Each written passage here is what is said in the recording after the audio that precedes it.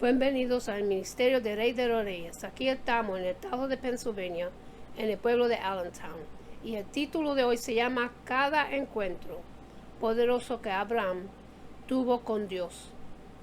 El libro de Génesis, en capítulo 26, los versículos 17 hasta el 25, dice: Y Isaac se fue de ahí y acampó en el valle de Gerar y habitó ahí.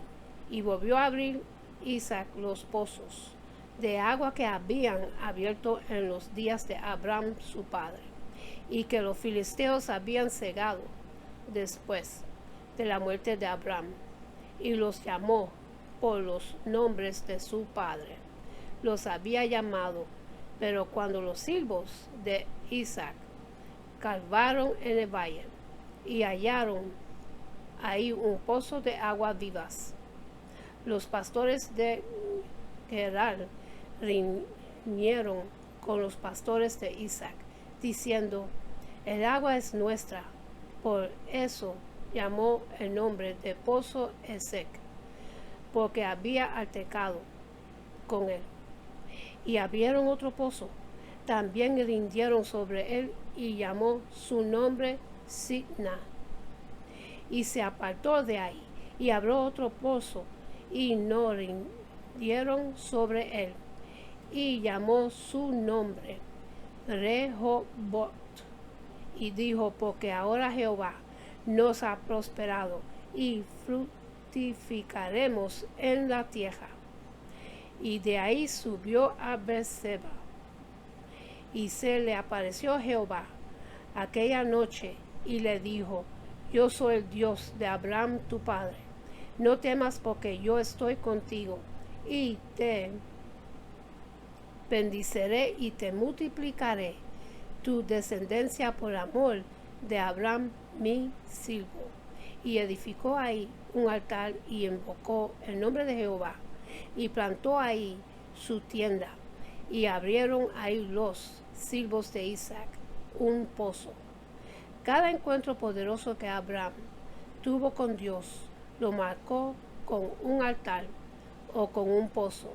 Él mismo lo cavaba, preparaba el altar, colocaba las piedras, cortaba la madera del árbol. Algo en especial, recuerde que Abraham tuvo que salir de su familia, tuvo que pagar el precio. Este escogido de Dios debía marcar una nueva tendencia que se había perdido: buscar al Señor Todopoderoso. Él estaba solo, pero luego de cada manifestación divina levantaba un altar o cavaba un pozo, para que al verlos las próximas generaciones, en el libro del Deuteronomio capítulo 4, recordarán los encuentros poderosos de su padre Abraham. El pozo y el altar eran en memoria de aquel que tuvo que pagar un precio, el que venció. Hermanos, hoy vemos iglesias grandes donde hay multitudes de brotan por todos lados, pero no perdamos de vista a nuestros primeros padres espirituales que pagaron un precio.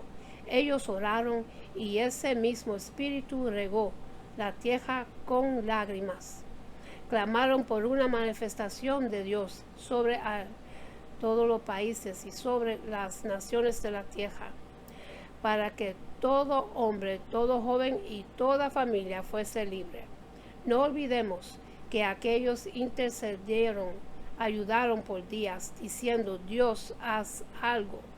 Hoy estamos empezando a ver estas gotas de avivamiento. Nosotros que somos de las generaciones que están recibiendo los beneficios, no olvidemos a quienes abrieron la brecha. Imitemos su actitud. Isaac, el hijo de Abraham, representa a la segunda generación, aunque también en la Biblia es un tipo de Cristo. Es interesante ser que este joven no pagó el precio de nada, porque su papá fue el que oró Él fue heredero de todo. Lo que su padre recibió, Abraham experimentó el poder de Dios, porque su vida, su alimento diario, su vitalidad estaba en la presencia del Señor. En cambio, su hijo simplemente heredó y tomó como algo común lo que estaba recibiendo como herencia, los beneficios que eran parte de su vida. No menospreciemos las cosas que Dios está haciendo. Isaac estaba contento con la abundancia y se sentía feliz por haber tenido un papá como Abraham, que había pagado el precio, pero él no había tenido su encuentro de poder, simplemente había heredado los beneficios. En un momento de su vida tuvo un problema. La Biblia lo relata en el capítulo 26, los versículos 19 y el 20 de Génesis. Pero cuando los hijos de Isaac cavaron en el valle y hallaron ahí un pozo de agua vivas, los pastores de Gerar rindieron con los pastores de Isaac, diciendo: el agua es nuestra. Ahora fíjese esto: el papá había tenido un poderoso encuentro y había cavado los pozos como señal de que Dios había estado con él. Pero cuando su hijo tuvo una lucha y una dificultad, mandó a sus siervos a que cavaran los pozos. En otras palabras, no estaba él experimentando el poder, sino que le estaba diciendo a otros: ustedes solucionen mis problemas. Y cada vez había más problemas, más riñas y más situaciones difíciles. Hermanos, una de las cosas que a mí me preocupa, mejor dicho, que me ocupa el Señor para enseñarles, es que este año es el año en que cada uno de ustedes tiene que hacer su parte. No podemos delegar a otras cosas si nosotros mismos no las hacemos aprendido. Usted no puede hablar del poder, de la victoria en Cristo, si usted mismo no experimentó lo que vio en otros. Es el tiempo de darnos cuenta que esta generación tiene que ser conmovida. La que heredó la victoria, la que heredó la unción, la que heredó la libertad. No podemos mandar a otros que caven los pozos y hablar de lo que Dios hizo, sino que nosotros debemos experimentarlo por nuestra propia cuenta. Y lo desafío a cada uno de ustedes a tener un encuentro poderoso con Dios. ¿Cuándo y cómo? ¿De qué manera? Y usted dice: qué lindo, yo soy parte, yo soy Isaac, yo heredé todo. Pero no has tenido un encuentro de poder, no has experimentado el poder de Dios que marque tu vida, de tal manera que puedas dejar una memoria a la generación siguiente. Luego por fin vemos que Isaac aprendió y abrió su propio pozo y entendió que él debía tener su propio encuentro con Dios. La tercera generación fue la Jacob. Este hombre era el nieto de aquel que abrió brecha, el hijo de Isaac, el heredero. El nieto no solo no hizo nada, sino que desconocía todas las cosas que su padre y abuelo habían hecho, y se alejó. Terminó siendo un hombre engañador y materialista. Abraham todo lo que consiguió se lo dio Dios, pero Jacob todo lo obtuvo a través del engaño y la astucia. Siempre vivo en conflicto, enredado en problemas. ¿Sabe cómo termina la historia de Jacob? El astuto engañador se va a vivir a la casa de Labán, y después de mucho tiempo tiene que tener un encuentro con su hermano Iaso. Este lo estaba buscando, lo esperaba armado.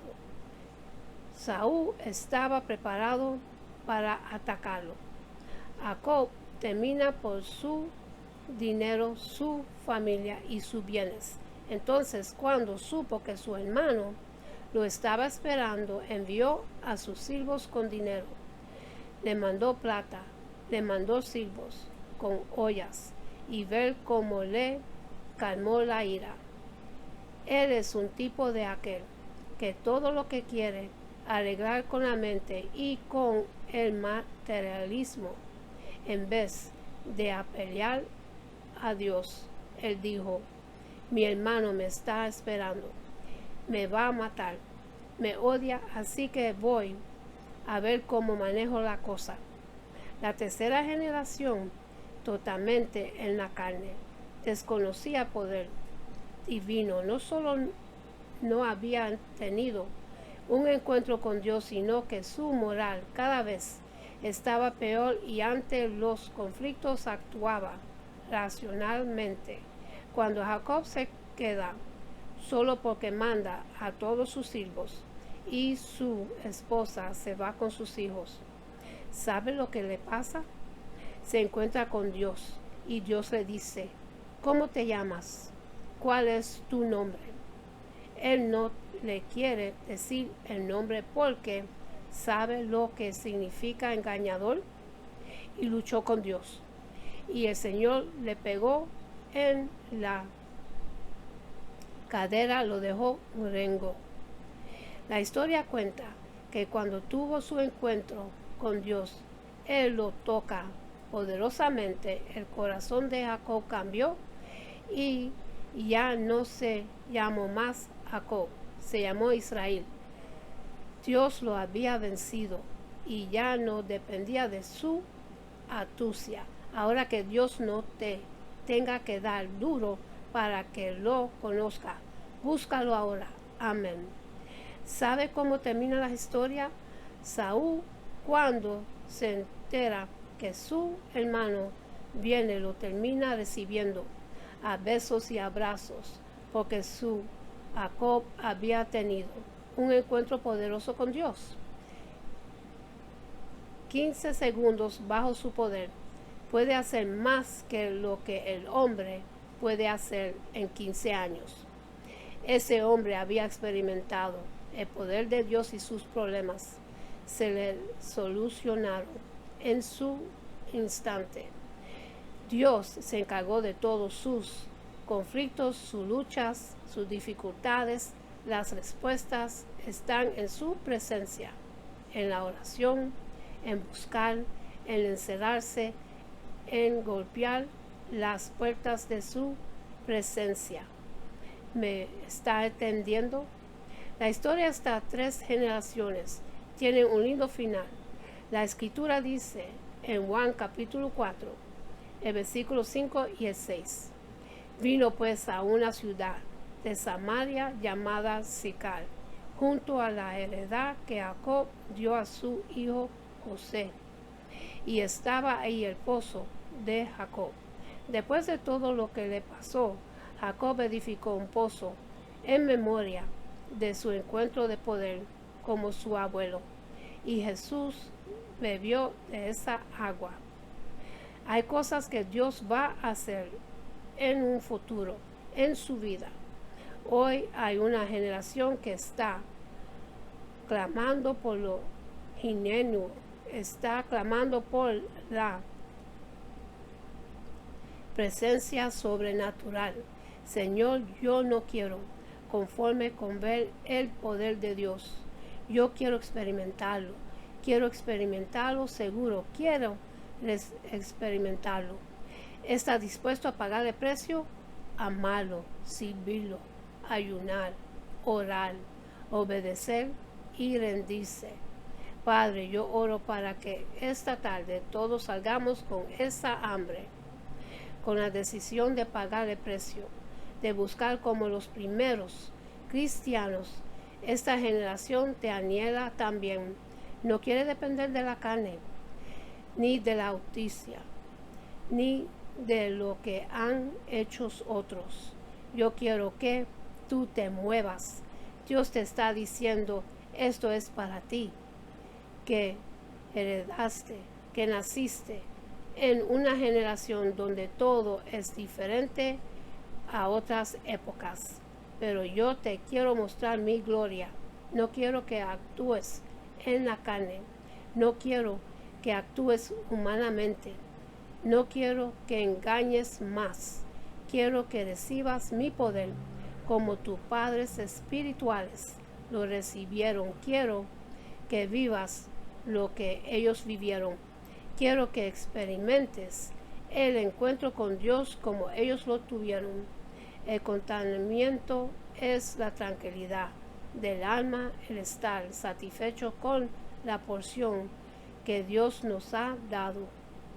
Es lo opuesto a un espíritu abriagoso que nunca encuentra sosiego, lleno de ansiedad, desconfiada, de murmuraciones y irritación. Es una actitud mental que sigue cuando depositamos toda nuestra confianza en Dios y encontramos nuestra satisfacción solo en Él, a pesar de todo lo demás que pueda amenazarnos con hacernos mal. Nuestro deber es mantener la balanza de nuestro corazón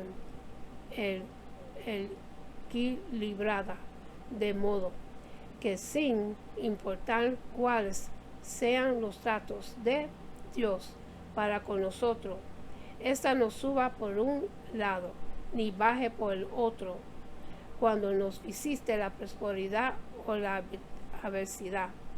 Cuando te sientas tentado a quejarte por tu suerte, medite en aquel que, cuando se encontraba aquí, no tenía dónde recostar sus cabezas. Sus amigos lo maltrataban constantemente y era odiado por una cantidad innumerable de enemigos.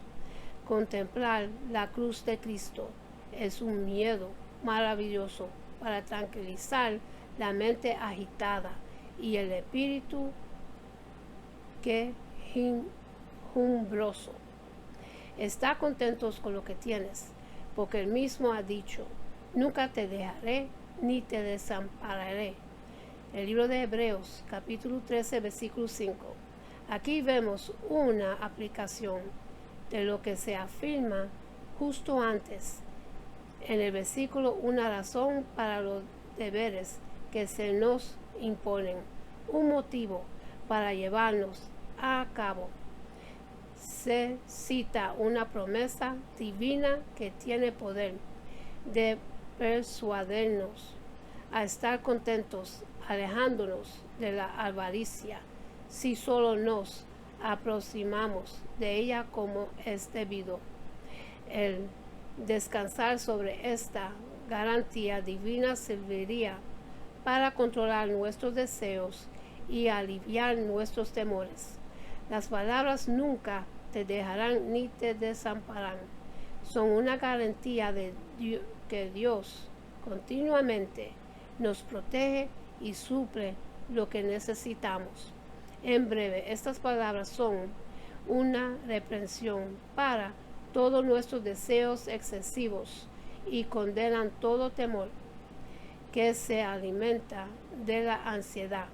Los males que aquí se prohíben tienen un vínculo estrecho, ya que en la mayoría de los casos la vagancia del cristiano se basa en su temor de sufrir necesidad, mientras que la falta de contentamiento generosamente surge cuando sospechamos que nuestra porción actual no sería suficiente para suplir nuestras necesidades. Cada una de estas iniquidades es tan irracional como la otra y deshonra el nombre de Dios. Tanto la avaricia como la falta de contentamiento proceden de la incredulidad. Si verdaderamente confío en Dios, tendré dudas sobre el futuro y temblaré ante la posibilidad de morirme de hambre. Desde luego que no.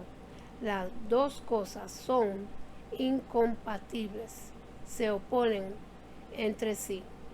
Confiaré y no temeré. El libro de Isaías, capítulo 12, versículo 2. Por tanto, el argumento del apóstol es claro y convincente. Sea vuestro carácter sin avaricia, contentos con lo que tienes, porque él mismo ha dicho, nunca te dejaré ni te desampararé.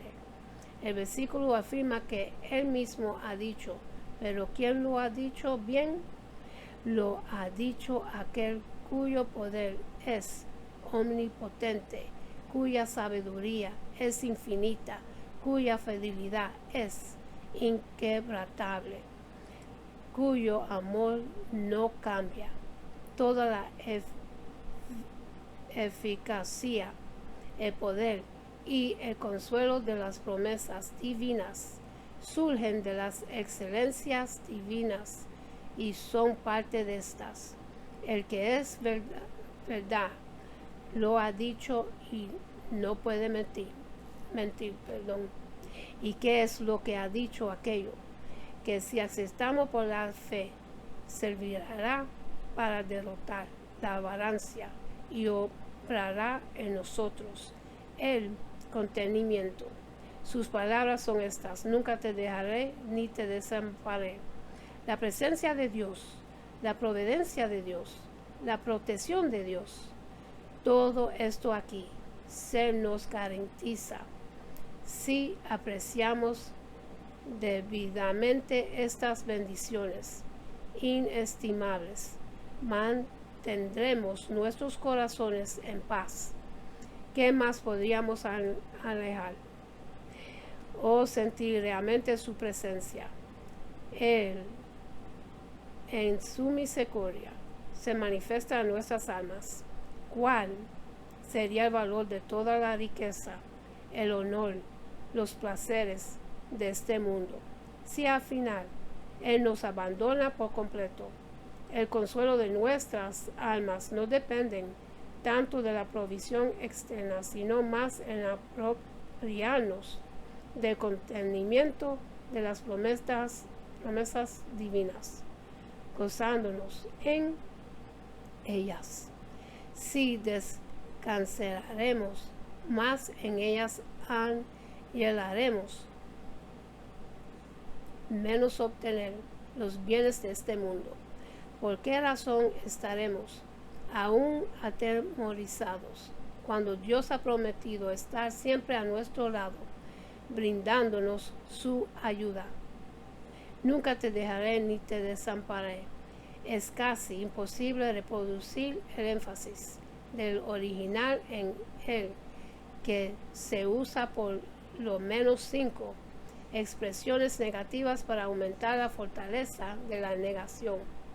Según la expresión en el idioma griego, tal vez esta traducción sea la mejor forma de aproximarnos al significado. Nunca te dejaré y nunca te desampararé.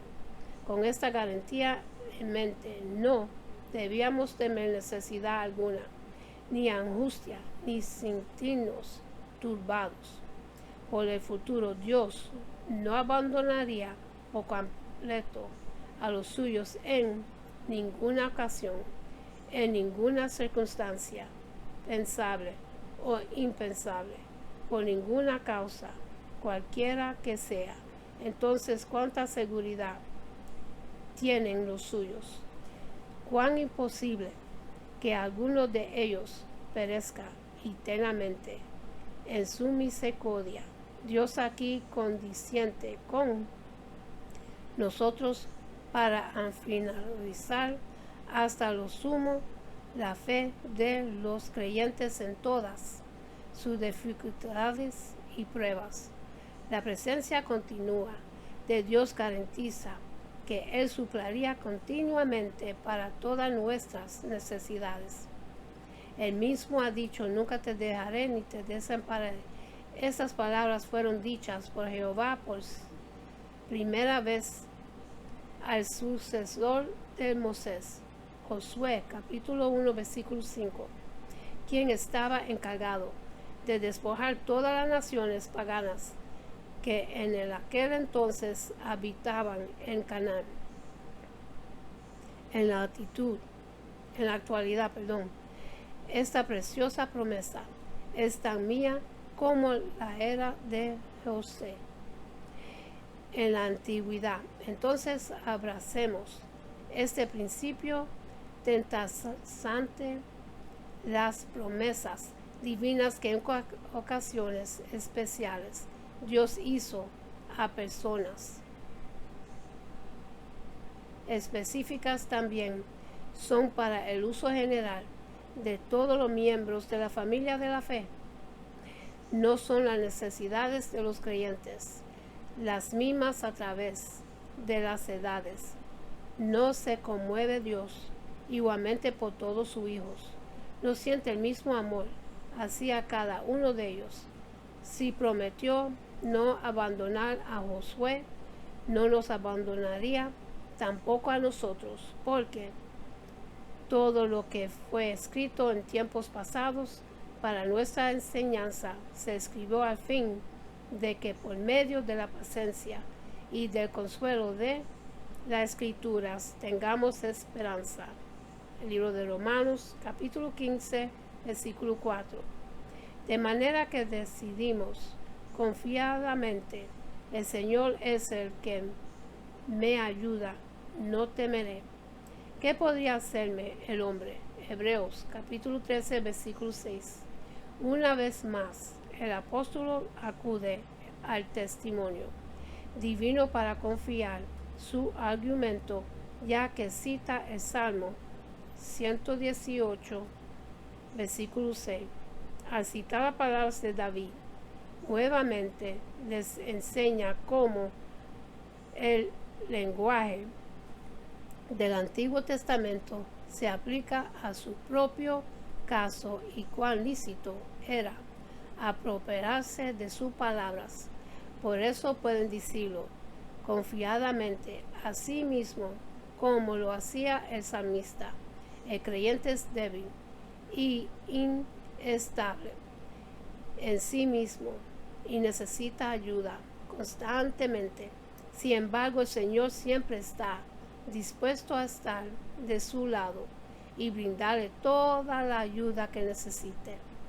La afirmación que el Señor es el que me ayuda, una disposición deseosa de brindarnos todo el socorro que necesitamos en lugar de desamparados. Él nos ayuda tanto interna como externamente. Notemos cuidadosamente el cambio que existe entre decirnos confiadamente y el Señor es el que me ayuda. Significa que los privilegios generales son para que nosotros específicamente nos apropiemos de ellos. El hombre tiene la capacidad de hacer muchas cosas. Nos puede multar, encarcelar, desterrar, aplastarnos, tanto que lleguemos a ser solo un bocado de pan. Si hasta tiene poder para torturar y ejecutarnos. Sin embargo, mientras Dios esté con nosotros y nos sostenga, podemos decir confiadamente, no temeré lo que pueda hacerme el hombre, porque a Dios no le place que perezcamos. Él puede brindarnos gozo en medio de la tristeza, vida en medio de la muerte. Que el Señor en su misericordia permita que tanto el escritor como el lector disfruten de mayor fe en Él, que descansen más en sus promesas. sean más conscientes de su presencia, tengan más seguridad de su socorro, de modo que gozamos de una liberación más completa de la codicia, la falta de contentimiento y el temor al hombre. Y con esto termino, mis hermanos, y para los que quieren recibir a Jesucristo en su corazón, repitan conmigo la oración de salvación.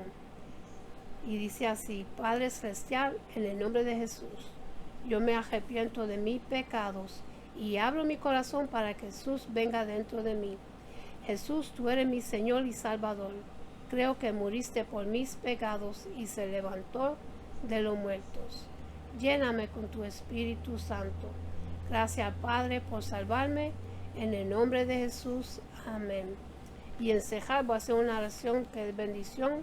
Y esto es para el pueblo de Dios. Y Jehová se lo entregó a Aarón Moisés para su pueblo. Una bendición, una promesa. Y Dios cumple todas sus promesas. Se consigue en el libro de Números capítulo 6, los versículos 24 hasta el 26. Dice así: Jehová te bendiga, te guarde. Jehová haga resplandecer su rostro sobre ti y tenga de ti misericordia. Jehová hace sobre ti su rostro y ponga en ti paz. Con esto lo dejo, mis hermanos. Que Dios me los bendiga, me los guarde. Que tengan una buena noche, un buen amanecer. Y acuérdense a darle gracias a Dios por otro día más de vida. Y hasta la próxima. Amén.